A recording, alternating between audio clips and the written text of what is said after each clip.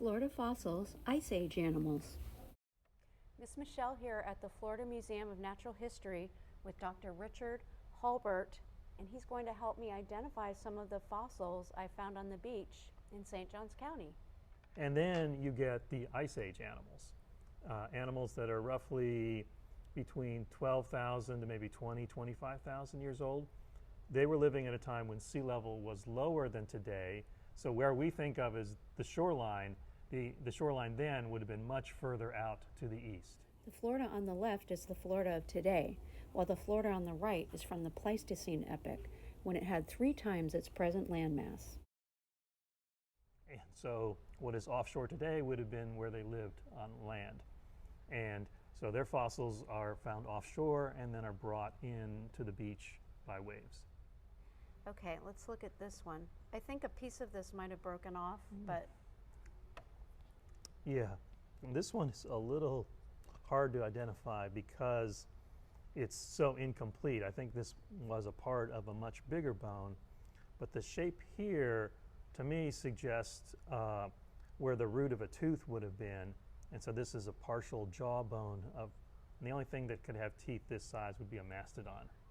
A mastodon! So the tooth would go here? yeah, so the root of the tooth would have been in here, and it would have been about the size of my hand here. Wow, I knew it was something And amazing. the entire tooth, would be that big.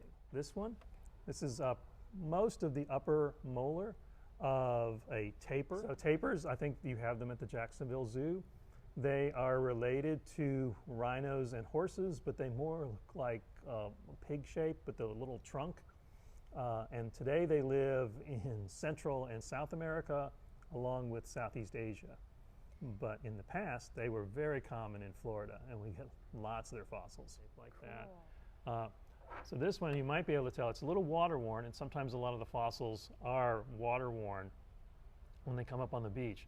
This is a deer antler. So one of the animals that's still living today but was present back in the Ice Age is the white-tailed deer. They, in fact, have lived in Florida for several million years. And the other interesting thing you can tell about this antler is this animal did not die. You can tell from here that this antler was shed when the animal was alive. Oh. So a lot of fossils, it's a minor tragedy because the animal died to produce these fossils, but not this one. So this was obviously a male white-tailed deer, relatively young based on its size, but he had shed this antler. And can you tell how old it is? Again, this is from the late Ice Age, so it's roughly 15,000 to 25,000 years old. Now, another very interesting, but unfortunately not perfectly complete, but it's just a fragment, but this is a tooth from a ground sloth. One of the giant? Yeah, one of the giant sloths. It's not the huge sloth like the one that's in the Daytona Museum. That would have a different shape of tooth. This is from something probably called megalonyx, which means giant claw in Greek. But we'd have to have, unfortunately the chewing surface has broken off, and we'd need to see that to confirm that. So you have sort of the middle section of the entire tooth. But just its shape, and interestingly about this is that ground sloths do not have enamel on their teeth because they evolved out of ancestors that were sort of like armadillos, which didn't need enamel because they were eating like worms and things that didn't need a hard surface. So early in their evolutionary history, they lost the enamel. But then in South America, some of their ancestors re-evolved the ability to eat plants. And so they had to cope with the fact they had lost enamel. And so what they did is they actually evolved different kinds of dentine with different kinds of hardnesses. That's why you see different layers here preserved as different colors. And then this layer outside is what we call the cementum, which is sort of hardened tartar. So that's tartar? Yeah. So what that does is on the chewing surface, because the components of the teeth have different hardnesses, they wear at different rates, and so they always keep ridges that are sharp, sort of the way the enamel here is forming ridges. So you want, as the teeth are chopping down, you want to, just chopping up those veggies so that you can swallow them and digest them.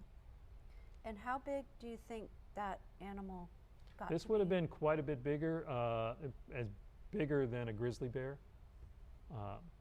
So a fairly sizable animal. Now this unfortunately broke off here because this would have been probably, this is a tooth from some kind of mammal. You can sort of see the base of the crown right here, but unfortunately the tip snapped off. So it may have been from a llama. Llamas and their relatives, the camels, if you've ever seen them up close, they have very nasty pointy teeth up front. They have several of those.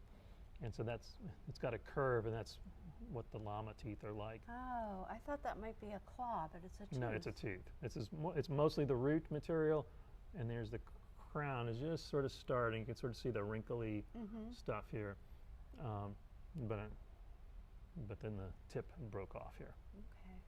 So again, this would be part of the Ice Age stuff. Thank you to Dr. Hulbert and to the Florida Museum of Natural History in Gainesville. Thanks for watching.